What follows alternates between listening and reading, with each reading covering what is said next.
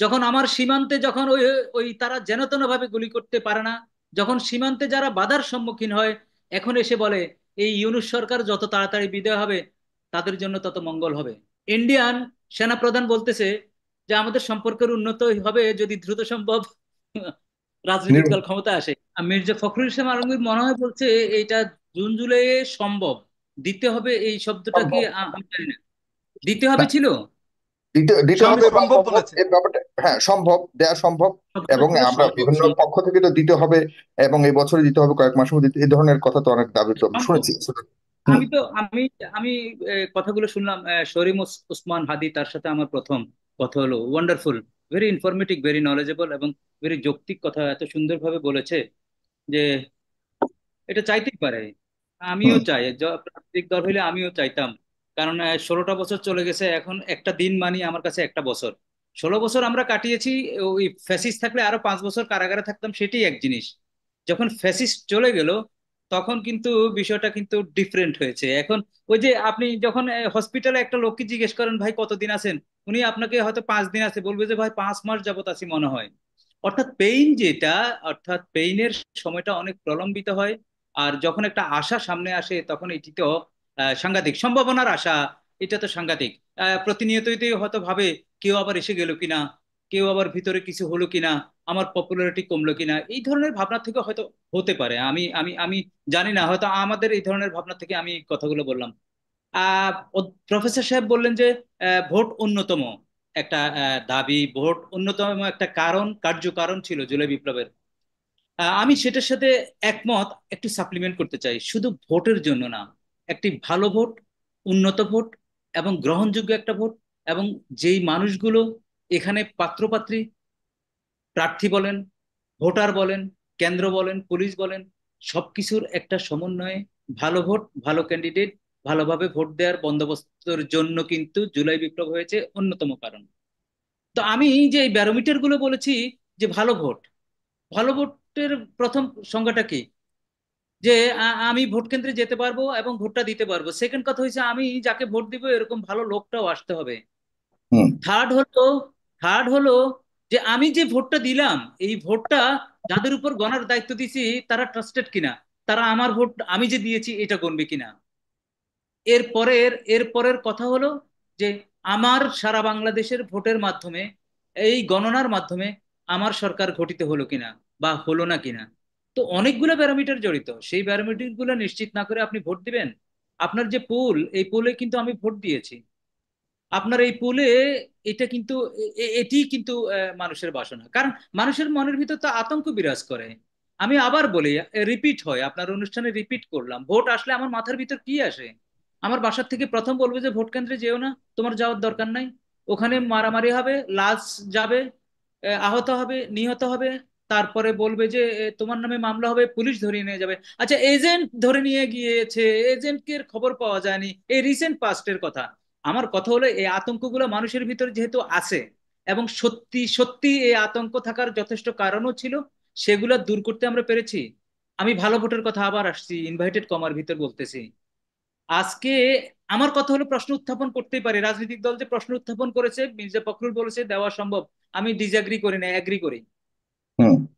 পাশাপাশি আমি এটি বলতে চাই যে মির্জা ফখরুল ইসলাম সাহেবদের দল বাংলাদেশে জুলাই বিপ্লবের পরে এমন কোন কাউন্সিল করেছে কিনা, ইউনিয়ন পর্যায় থেকে শুরু করে থানা বা জেলা বা সেন্ট্রালে বা কোনো মহানগর ইউনিটে, যেখানে তার দলের লোকজন ভোট দেওয়া প্র্যাকটিস করেছে, যেই প্র্যাকটিসটা তারা কর্মীরা গিয়ে গ্রামে গঞ্জে ওই সাধারণ ভোটারদের ভিতর প্র্যাকটিস করাবে? আচ্ছা, এই 5 মাসে আমরা যে 31 দফার কথা বারবার বলছি, এবং সংস্কার কমিশন যে প্রস্তাবগুলো দিয়েছে আমি সম্পূর্ণ সাপোর্ট করি, পূর্ণাঙ্গ সাপোর্ট করে বলছি এটি 31 দফারই একটি অংশ।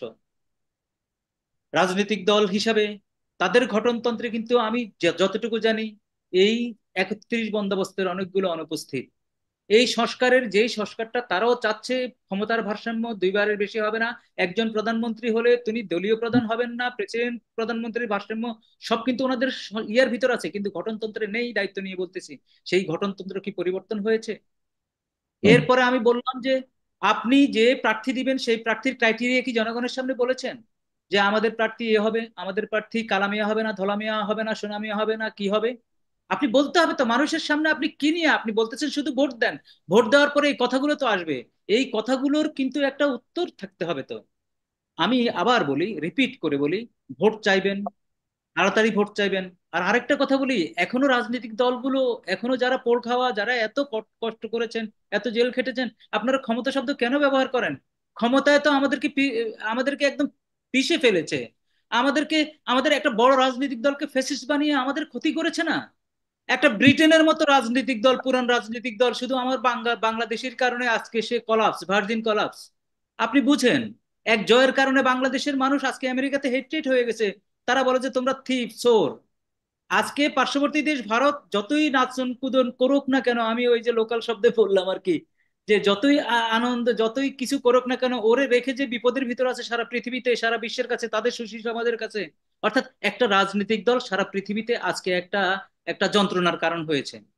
হুম। এটি হয়েছে এই কারণে, শুধু ক্ষমতা ক্ষমতা ক্ষমতা।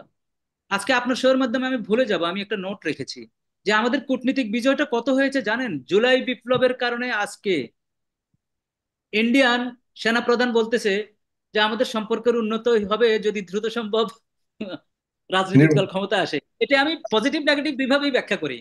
হুম। আমার কাছে মির্জা ফখরুল সাহেব যে দাবিটা করেছেন, মির্জা ফখরুল সাহেব যে যেটা বলছেন যে প্রিজিউম করছেন সম্ভব, এবং ওই ভারতীয় সেনাপ্রধান একই কথা বলছে, যখন এই তাড়াতাড়ি করি যখন এখানে কি আসলে আপনিও কোনো যোগসূত্র পাচ্ছেন যেটা শরীফ ওসমান আমি হাদিও বলতে আমি চাচ্ছেন? যোগসূত্রের মানে কোইন্সিডেন্স মিলে যাচ্ছে আর কি, আমি যোগসূত্র বলতে আচ্ছা। হয়তো এমন না, হয়তো মিলে যাচ্ছে। দেখেন কূটনীতি কি, ইউনূস সরকার চোখে চোখ রেখে যখন কথা বলে, যখন আমার সীমান্তে, যখন ওই ওই তারা যেন তেন ভাবে গুলি করতে পারে না, যখন সীমান্তে যারা বাধার সম্মুখীন হয়, এখন এসে বলে এই ইউনূস সরকার যত তাড়াতাড়ি বিদায় হবে তাদের জন্য তত মঙ্গল হবে। অর্থাৎ আমি বলতেছি, এই ইউনূস সরকারের যদি সফলতা থেকে থাকে, আমি মনে করি পররাষ্ট্র মন্ত্রণালয় এবং কূটনীতিক ক্ষেত্রে হয়েছে। আর ফাইন্যান্সিয়াল সেক্টরে আজকে একটি বড় চোরকে ধরা হয়েছে, এসকে সুর, এটার জন্য আমি সাধুবাদ জানাই। এটা নিয়ে হয়তো অনেকে বলবেন যে ভাই এই পুরো সমুদ্রের ভিতরে এক বিন্দু ধরছেন, এক বিন্দু তো আমরা দেখি না, আমাদের এখানে নাই। আমি মনে করি তার মাধ্যমে বড় চোরগুলোকে ধরাবে। আচ্ছা আমি একটা কথা বলি, আজকে আজকে হাদি খুব চমৎকার ভাবে বলেছে, আচ্ছা আওয়ামী লীগের এই ফ্যাসিস্টের বিচার চাচ্ছে না, এখন সব বন্ধ হয়ে যাচ্ছে, রিমোটে চলে যাচ্ছে, ফেড হয়ে যাচ্ছে। আজকে এই ট্রাইব্যুনাল 5 মাস চলে গেছে, আজকে বিএনপির উচিত ওখানে মানববন্ধন করে এই 5 মাসে তুমি তোমার অগ্রগতি দেখাও। এই 5 মাসে তুমি কি করছো? আমি গতকালকে বলেছি একটা টেলিভিশনে যে এই ট্রাইব্যুনাল তো সেট আপ একটা ট্রাইব্যুনাল, এই ট্রাইব্যুনালে যে পাত্রপাত্রীগুলো আছে, এই পাত্রপাত্রীগুলো ইট ওয়াজ, আগে ওইভাবে ছিল। আগে যারা প্রসিকিউশন ছিল তারা তারা এখন অ্যাকিউজড হয়েছে, আগে যারা অ্যাকিউজড ছিল তারা প্রসিকিউশন হয়েছে। আগে যে সেট আপে বিচারপতি হতো, একই সেট আপে বিচারপতি আছে। আগে যেভাবে সমন দেওয়া হতো একইভাবে এখন নতুন করে এই একই ফরম্যাটে সমন হচ্ছে, কোনো কিছুর পরিবর্তন নাই, পাত্রপাত্রী চেঞ্জ হয়েছে। তাহলে সময় বেশি লাগার তো কথা না। তাহলে আজকে রাজনৈতিক দলগুলো তো বলছে কিনা যে ভাই তুমি এই কাজে অগ্রগতি নাই, আমি তোমাকে সাহায্য করবো। আজকে রাজনৈতিক দলগুলো কি বলেছে কিনা যে সারা বাংলাদেশে 1,000 আড়ত আছে, যে আড়তে অনেক চাঁদাবাজি হয়, যার কারণে দ্রব্যমূল্য বাড়ে, সাধারণ মানুষ কষ্ট পায়, আমি 1,000 ভলেন্টিয়ার দিলাম, সে পাহারা দিবে, দরকার হলে আমি আমার পকেট থেকে ওই পাহারাদারকে ডেলি 500 টাকা করে দেবো। এই চাঁদাবাজি বন্ধ হলে সে স্বস্তি পাবে। আজকে করেছে, যদিও করেছে বড় দল বিএনপি, অনেককে এক্সপেল করেছে, অনেককে জেলে দেওয়ার কথা বলেছে, এবং তারেক সাহেব বলেছে হাত পা বেঁধে তোমরা থানায় দাও। এটা পজিটিভ, এই পজিটিভ জেস্টারকে আমরা সমর্থন করি, আমরা ভালোবাসি। তারপরে আমাদের দাবি সাধারণ মানুষ হিসাবে, আমরা যারা সাধারণ সিটিজেন, তাদের দাবিটা কি? তাদের দাবি হয়েছে হলো যে ভাই আমি স্বস্তিতে থাকবো। সাধারণ মানুষ, একদম প্রান্তিক মানুষ ভোটের কথা এখন ভাবে না, ভাবে হুম। আমি লবণ বা নুন কিনতাম আগে 100 টাকায়, এখন 40 টাকা হয়েছে কিনা, জুলাই বিপ্লবের সফলতা কি এসছে কিনা। সাধারণ মানুষ ভাবে আমি পেঁয়াজ কিনতাম 75 টাকায়, এখন কি 40 টাকা এসছে কিনা। সাধারণ কৃষক ভাবে আমি একটা ফুলকপি বিক্রি করে আমি 10 টাকা আয় করার কথা, এখন কি আয় হয়েছে কিনা। অর্থাৎ এই একটা ব্যালেন্স। এখন আমি যেটি বলতে চাই সেটি হচ্ছে আমাদের রুল অফ ল একদম ভান্ডারেবল পর্যায়ে। প্রফেসর সাহেব বলেছেন, হাদি বলেছেন, পুলিশ একদমই ফাংশনিং না। আমি এখন এই শোতে হয়তো বললে একটা ডিফেম হবে, নাহলে নাম ধরে বলতে পারি, আমি পার্সোনালি আমি 2 জায়গায় গিয়ে আমি বড় হতাশ হয়েছি। আপনি দেখেন যেই বিপ্লবের কারণে বেনিফিশিয়ারি যারা হয়েছে, সেক্রেটারি হয়েছে, এডিশনাল সেক্রেটারি হয়েছে, কমিশনার হয়েছে, পিএসসির মেম্বার হয়েছে, আপনার বিশ্ববিদ্যালয় মঞ্জুরি কমিশনের মেম্বার হয়েছে, ওদের কাছে যেতে এখন যারা আন্দোলনের কারণে তারা ওখানে বসছে, একটা অ্যাপয়েন্টমেন্ট পায় না। আমি দায়িত্ব নিয়ে বললাম, এবং দায়িত্ব এরা নিয়ে যারা হয়েছে এরা অ্যাপয়েন্টমেন্ট। যারা হয়েছে এরা সবাই কোনো না কোনো আমি রাজনীতি পরিবারের আপনি সন্তান। আপনি প্রফেসর সাহেবের এই কথা আমি অনেকবার বলেছি। 40% অলরেডি তারা কাজ করতে পারে না দুইটা কারণে।